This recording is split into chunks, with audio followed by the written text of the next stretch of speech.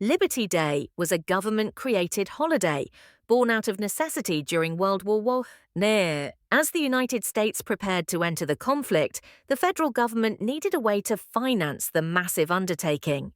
About one-third of the war's funding came from newly imposed progressive taxes, while the remaining two-thirds was raised by selling Liberty bonds to the American public.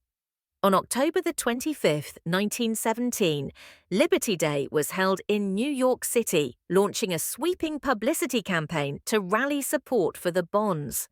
Authorities pulled out all the stops to make it a spectacle.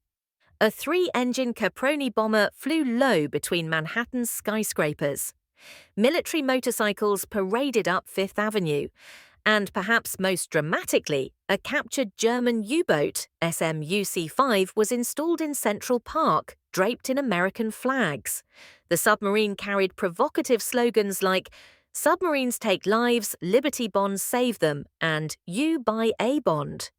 This was no generic war trophy. UC-5 had sunk 29 ships during its time in service. Built by A.G. Vulcan Stettin, the submarine was ordered in November 1914, launched in June 1915, and entered the German Imperial Navy just days later.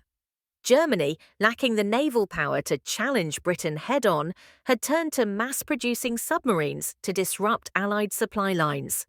The UC-5 was one such vessel. It ran aground on April 27, 1916, and was later towed to London, where it was exhibited to the public at Temple Pier on the Thames. The following year, it crossed the Atlantic for a propaganda tour in New York. The sub could dive to depths of 160 feet and reached a top surface speed of 7.47 miles, manned by a crew of 14. Transporting it into Central Park was a feat in itself.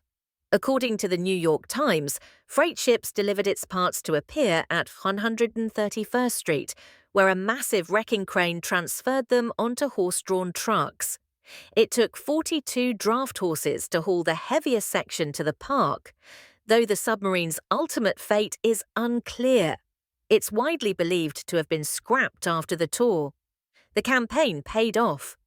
By the end of the war, 20 million Americans, almost as many as there were households in the entire country, had purchased Liberty bonds, raising more than $17 billion.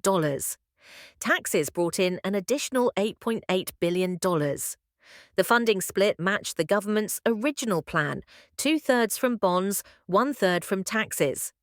There's little doubt that the emotionally charged campaign, combining spectacle, patriotism, and clever marketing, was remarkably successful in mobilizing Americans to financially support the war effort.